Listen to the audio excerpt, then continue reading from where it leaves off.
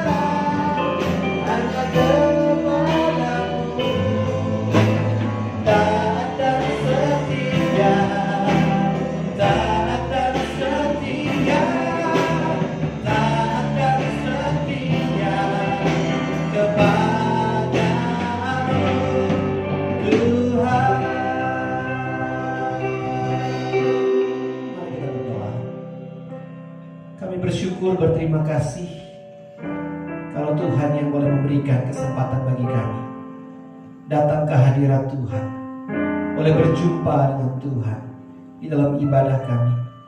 Dan kami bersyukur, berterima kasih Tuhan yang memberikan kekuatan, kesehatan bagi setiap kami. Tuhan memberikan berkat-berkat secara khusus bagi kami.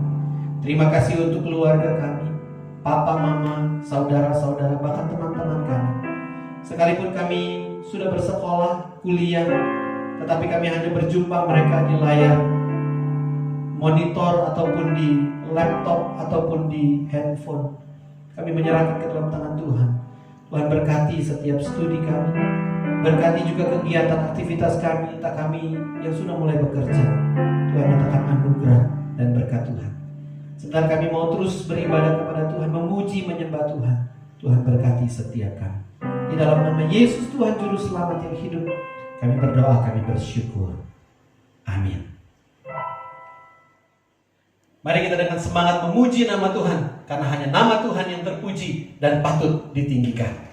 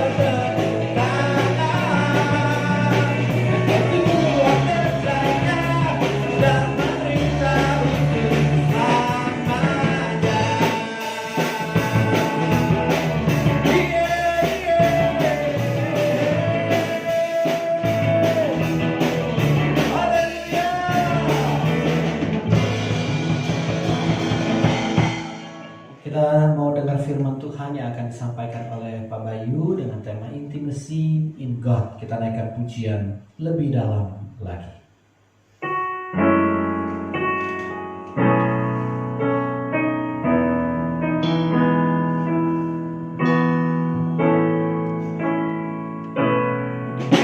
Satu hal yang ku rindukan, ya Tuhan,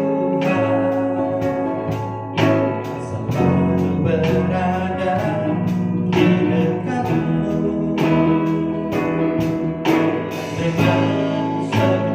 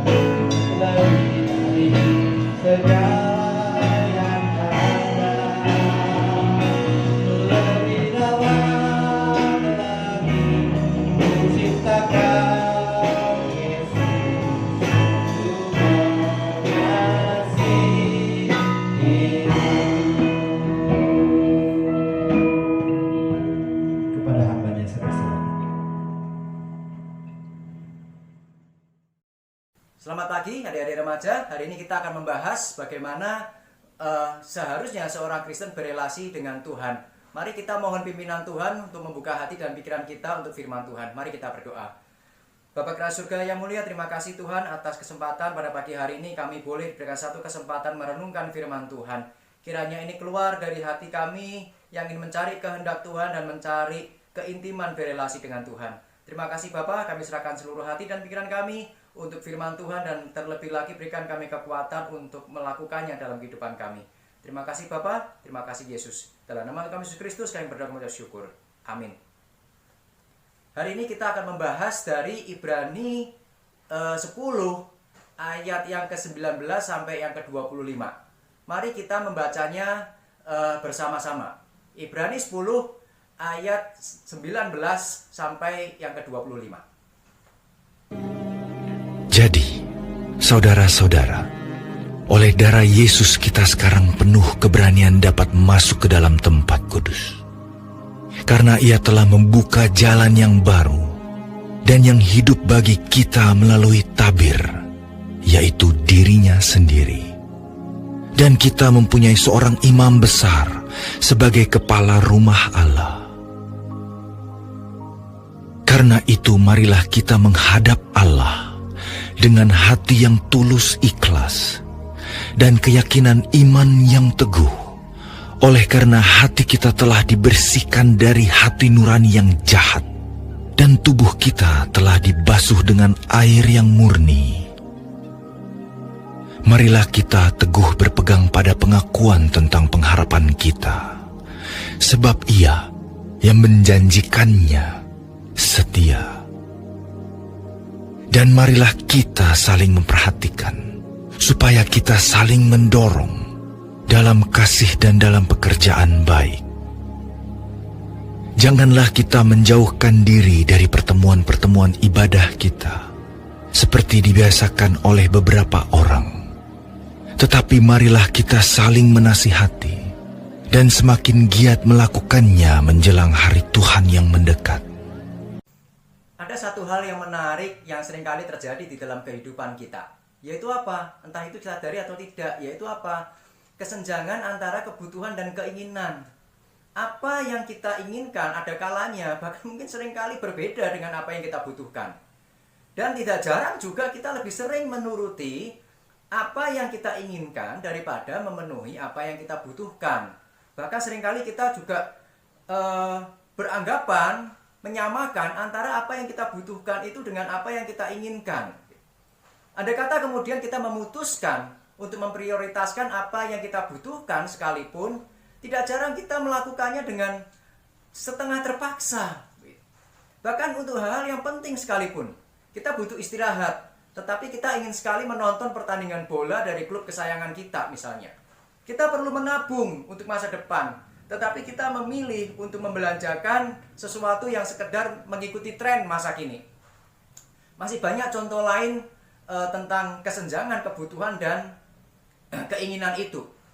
Yang dapat menyelesaikannya adalah kedewasaan seseorang atau kedewasaan kita, yang membuat seseorang mampu mengharmoniskan, bukan sekedar membedakan mana yang kita butuhkan dan mana yang kita inginkan, tetapi sebenarnya mampu mengharmoniskan keduanya dengan benar.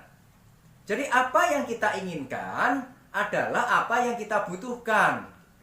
Jadi kita menginginkan untuk memenuhi kebutuhan kita. Bukan sebaliknya, kita membutuhkan, merasa butuh apa yang kita inginkan. Kalau itu yang terjadi, memang kelihatannya harmonis, tetapi justru lebih parah dibandingkan ketika kita berada di dalam pergumulan ketegangan antara keinginan dan kebutuhan.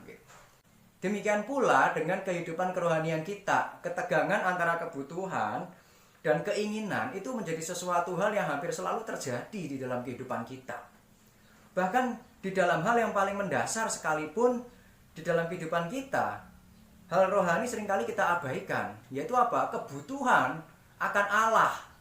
Dan itu digantikan dengan keinginan-keinginan yang membuat kita justru lebih jauh dari Tuhan. Kita misalnya membutuhkan ibadah, tetapi yang kita inginkan pergi berekreasi. Kita membutuhkan pelayanan, tetapi seringkali kita tidak menginginkannya. manusia itu diciptakan dengan kebutuhan akan Allah. Kenapa? Manusia itu hidup bergantung kepada Allah. Bandingkan antara bayi manusia dengan bayi binatang. Bayi binatang hanya memerlukan waktu beberapa jam untuk bisa berdiri dan bisa makan mungkin. Sedangkan bayi manusia setidaknya membutuhkan hampir 1 tahun lebih atau kurang untuk bisa berjalan. Mengapa manusia kita itu diciptakan begitu lemah? Setidaknya agar kita sadar akan kebutuhan kita yang paling mendasar, yaitu apa? Tuhan. Yaitu relasi kita dengan Tuhan. Dan ketika manusia membutuhkan Allah, begitu, bagaimana relasi di antara keduanya itu seharusnya berlangsung. Oke, saya sadar saya butuh Tuhan, tetapi bagaimana saya berelasi di dalam kebutuhan saya itu. Begitu. Ketika Allah meletakkan manusia di Taman Eden, dia memberikan perintah. Baik perintah untuk mengelola Taman Eden maupun yang terutama juga perintah untuk tidak memakan buah pengetahuan yang baik dan yang jahat. Sebagai gantinya semua buah di dalam taman boleh dimakan. Baik apa yang boleh dilakukan dan yang tidak boleh dilakukan adalah bentuk relasi kita dengan Tuhan. Jadi manusia diajarkan berelasi dengan Allah dengan apa? Menikmati berkat-Nya dan menjauhi larangannya. Itu cara kita, salah satu cara kita berelasi dengan Tuhan. Jadi apa tujuannya? Tujuannya adalah satu, manusia menikmati Allah. Manusia menikmati relasi dengan Allah itu. Baik menikmati berelasi dengan berkat-berkat Tuhan, maupun menikmati berelasi dengan larangan-larangan Tuhan. Keduanya, sekali lagi, membawa seseorang kepada pribadi yang memberikannya, yang memberikan berkat, maupun yang memberikan perintah, maupun yang memberikan larangan, yaitu pribadi Allah sendiri. Cuman kemudian di dalam dosa, manusia dan kita juga melakukan hal yang tidak seharusnya di dalam relasi kita dengan Allah. Sebagian orang yang mengklaim dirinya sebagai seorang ateis akan mengabaikan keberadaan Allah sama sekali. Allah itu tidak ada. Nah, jika keberadaannya sudah diabaikan, tidak dipercayai, tidak diakui, ya tentu saja orang ateis tidak akan mengejar relasi dengan Tuhan. Karena apa? Tuhannya aja sudah tidak diakui keberadaannya. Sebagian lagi mungkin mengaku beragama, mengklaim dirinya memiliki relasi dengan Tuhan, tetapi permasalahannya adalah bukan Allah yang sejati seperti Allah yang menyatakan dirinya di dalam Alkitab yang diajak berelasi. Makanya tidak heran Allah kemudian mengatakan kesalahan mereka, kesalahan manusia berdosa itu ibarat kain kotor. Yesaya 64 ayat 6. Kesalahan keagamaan adalah salah satu bentuk relasi dengan Allah. Tetapi kalau relasi itu kemudian dianggap kain kotor di hadapan Allah yang seharusnya diajak berelasi, artinya Allah tidak berkenan dengan relasi yang diusahakan manusia itu. Allah berkenan hanya dengan relasi yang dirancang oleh Tuhan. Lalu sebagian lagi, mereka yang mengaku dirinya bukan sekedar beragama, tetapi mengaku dirinya sebagai seorang Kristen. Lalu pertanyaannya adalah apakah ketika seorang menjadi seorang Kristen itu, kemudian dia berarti sudah berelasi dengan relasi yang Allah kehendaki? Jawabnya belum tentu loh. Begitu. Tidak jarang kita itu sebagai seorang Kristen, yang kita inginkan itu bukan Allah, tetapi berkatnya saja. Kita menyukai berkat Allah, tetapi tidak mengejar relasi dengan Allah. Kita ingin masuk surga. Ya, semua ingin masuk surga, bukan? Kenapa? Karena kita tidak ingin masuk neraka. Cuman ada pilihan surga apa neraka. Di surga kita menderita, di neraka kita menderita, di surga kita enak. Jadi saya tidak mau masuk ke tempat yang tidak enak. Jadi saya ingin masuk tempat yang enak, yaitu apa? Surga. Kenapa? Karena di surga tidak ada penderitaan, penuh sukacita. Tidak terbersit di pikiran kita, sukacita kita itu apa? Sukacita kita paling ya karena kita terlepas dari sesuatu yang tidak enak, itu sukacita. Tetapi yang paling penting seharusnya motivasi dan kerinduan seseorang ingin masuk surga adalah karena ada Allah di surga. Karena di surga kita dapat berelasi intim dengan Tuhan. Jadi sebenarnya meskipun kita menginginkan surga sekalipun, Kita mencari berkat Tuhan sekalipun, apa sih yang kita cari, apa yang kita cintai? Bukan Tuhan. Kita mencintai diri kita. Kita mencintai ego kita. Makanya tidak heran menjadi seorang Kristen yang bertahun-tahun sekalipun imannya tetap dangkal. Bahkan barangkali orang-orang semacam ini mungkin belum mengalami kelahiran baru di dalam Kristus. Inilah wajah manusia yang berdosa di hadapan Tuhan. Jika kembalinya relasi kita dengan Allah adalah sesuatu yang dikerjakan oleh Allah, diusahakan oleh Allah di dalam Kristus, sehingga Kristus mati untuk mengembalikan relasi kita dengan Allah. Bagaimana mungkin seseorang yang sudah ditebus dari dosa tidak memiliki kerinduan untuk berelasi dengan Allah, kalau itu menjadi tujuan utama dari karya penebusan Kristus? Ketika Kristus mati, tabir bait suci yang memisahkan antara ruang kudus dan ruang maha kudus itu robek dari atas ke bawah. Bukan sebaliknya dari bawah ke atas, enggak. Itu adalah sebuah simbol di mana Allah memberikan jalur yang baru bagi setiap orang yang ingin berjumpa secara pribadi dengan Allah. Jika pada perjanjian lama hanya seorang imam besar yang boleh menghadap Allah, apakah berarti kita sekarang tidak memerlukan imam besar? Ya dan tidak. Ya, karena peraturan itu tidak pernah dihapus. Kita tetap memerlukan imam besar untuk datang kepada Allah. Tetapi juga tidak. Kenapa? Karena imam besar itu bukan manusia seperti di dalam perjanjian lama. Imam besar yang sekarang, yang menghubungkan kita dengan Allah, itu adalah Kristus. Hanya dengan melalui Kristus, seseorang dapat datang kepada Allah. Dan Kristus telah menjadi jalan persekutuan kita dengan Bapa. Dia menjadi solusi bagi masalah kita. Dia menjawab kebutuhan kita. Kita butuh dijawab. Kebutuhan kita butuh dijawab untuk kita berelasi dengan Allah. Dan ketika kebutuhan kita dijawab, seharusnya kita mengalami sukacita. Kenapa? Karena kebutuhan kita untuk bersekutu dengan Bapa, dengan Allah secara intim, itu sekarang terwujud di dalam Kristus. Dan Ibrani 10 ayat 22 mengatakan, karena itu marilah kita menghadap Allah dengan hati yang tulus ikhlas dan keyakinan iman yang teguh. Oleh karena hati kita telah dibersihkan dari hati nurani yang jahat dan tubuh kita telah dibasuh dengan air yang murni. Jadi karena Kristus telah mengembalikan relasi kita dengan Allah, maka mari kita berelasi dengan Dia sepuas-puasnya. Datang kepada Allah sesering mungkin, kenal Dia sedalam mungkin, dengan semakin dekat, dengan semakin intim. Selidiki pribadinya, kenali dan lakukan kehendak dan perintahnya, jauhi larangannya di dalam kehidupan kita. Senangkan hatinya. Itu seharusnya bagaimana kita berelasi dengan Tuhan. Kenapa? Karena Kristus sudah menjadi jalur yang baru untuk kita datang kepada Tuhan, dan kita sekarang bisa datang secara pribadi kepada Allah. Jadi, mari kita sekarang pertama berelasi dengan hati yang tulus ikhlas. Penulis Ibrani mengajak kita datang kepada Tuhan dengan hati yang tulus ikhlas. Apa yang dimaksudkan dengan tulus ikhlas? Adalah hati yang tanpa kepalsuan, tanpa keraguan, tanpa ada motivasi-motivasi yang lain. Tanpa rasa takut. Tanpa rasa takut bukan berarti tanpa rasa hormat. Tanpa rasa takut itu berarti kita datang dengan sukacita, bukan dengan satu perasaan ketakutan.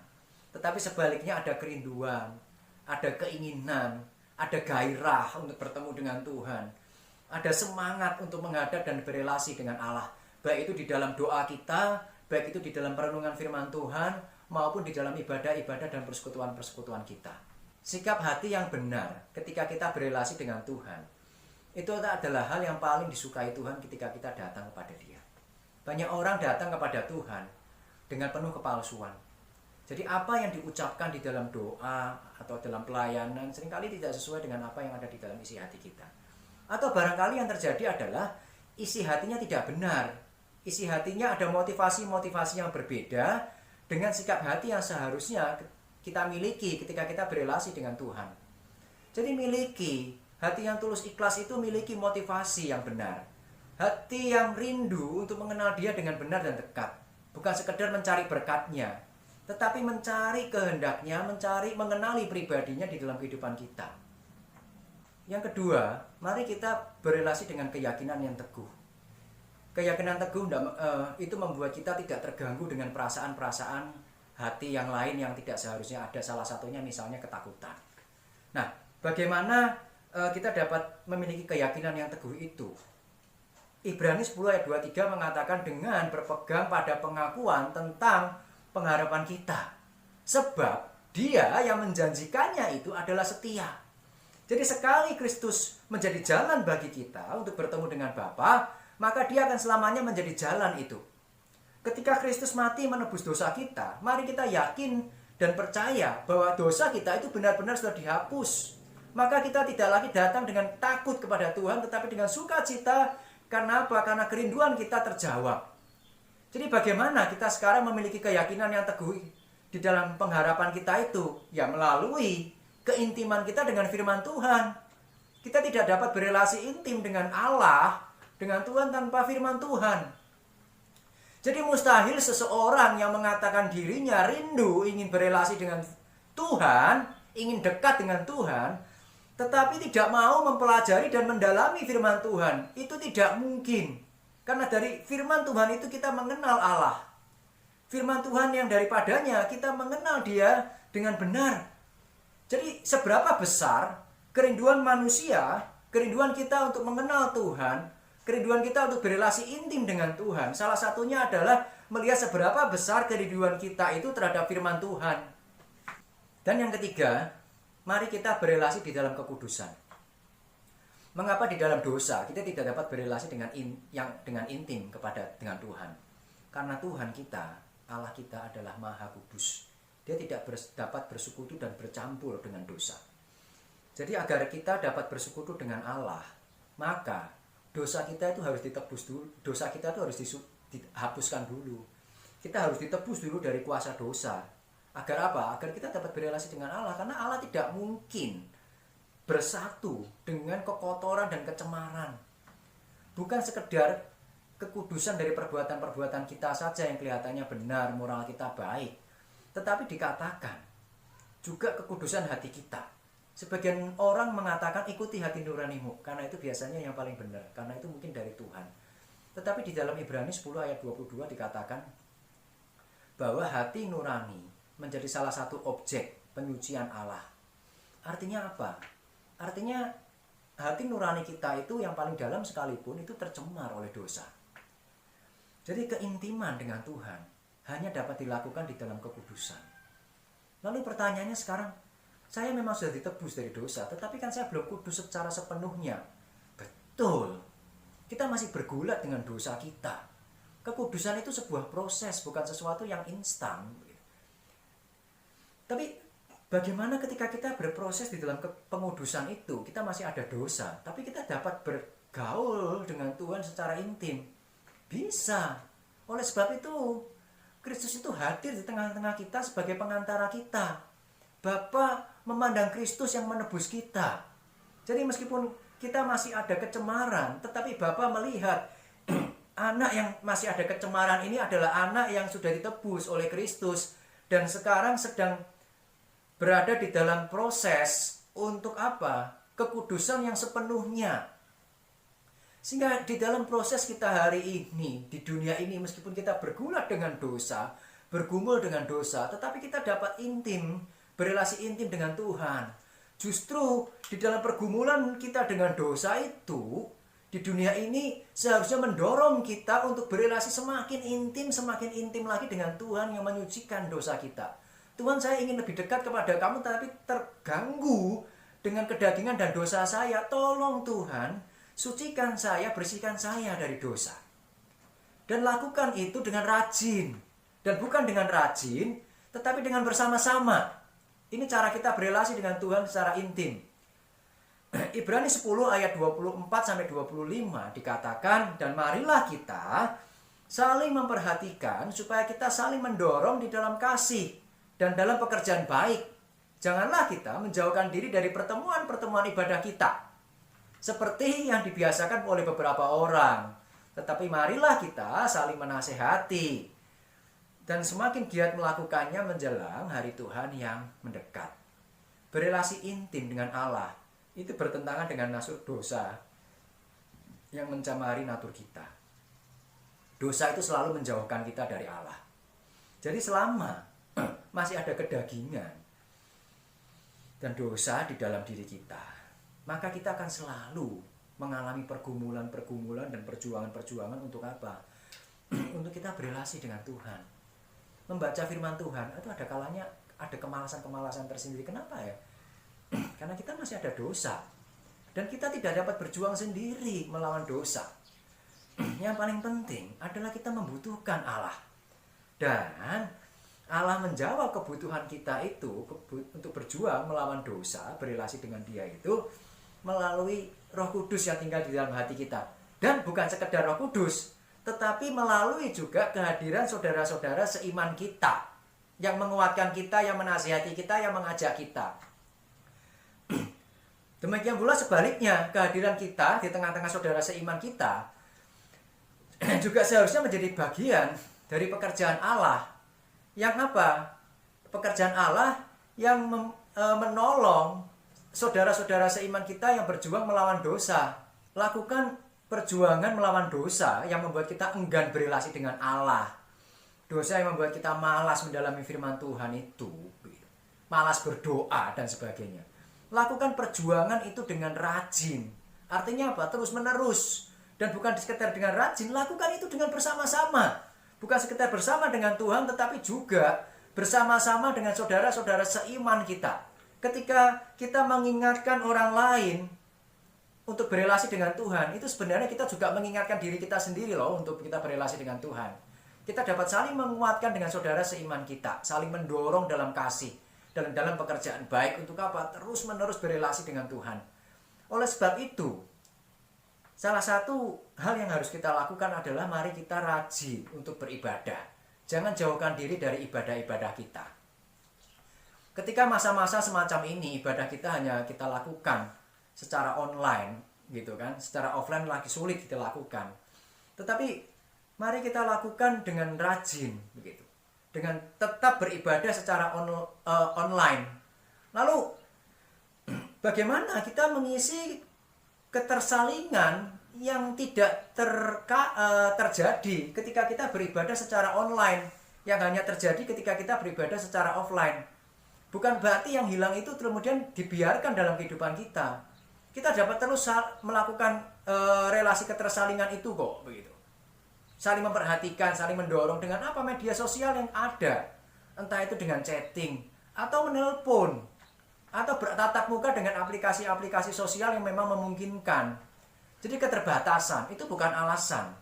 Tetapi sebaliknya, keterbatasan itu seharusnya menjadi satu dorongan untuk kita mencari dan melihat bahwa relasi kita dengan Allah itu satu hal yang sangat penting. Ketika keterbatasan itu muncul, keleluasaan itu hilang, seringkali baru kita menyadari bahwa apa? Bahwa yang seringkali kita abaikan itu penting. Jadi mari sebaliknya kita saling mendorong antara satu dengan yang lain, memikirkan bersama-sama untuk mengusahakan relasi yang intim dengan Tuhan.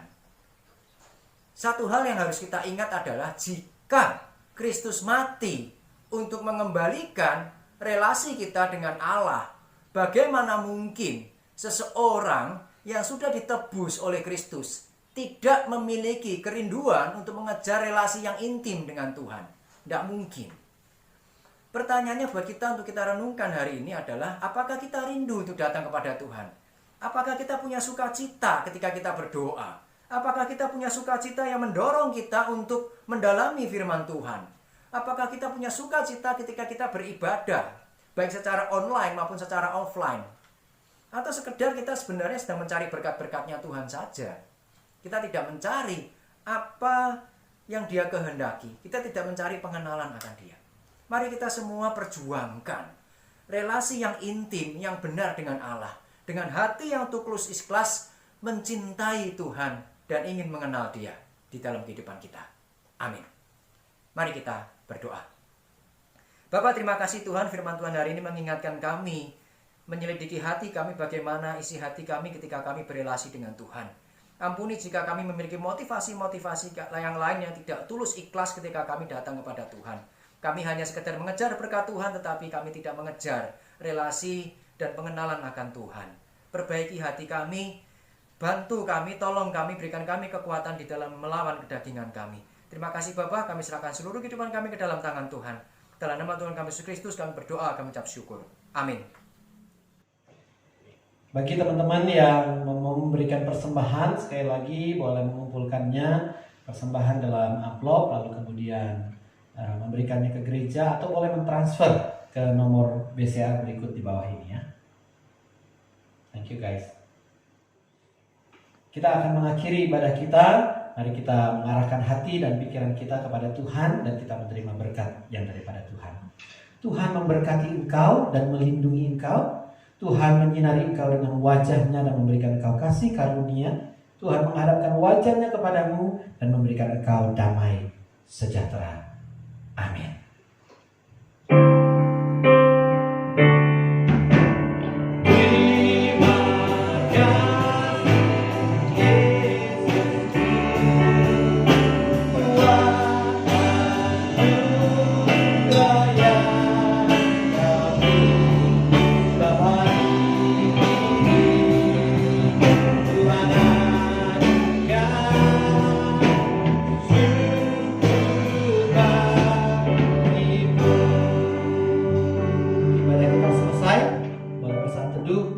Tuhan Yesus memberkati.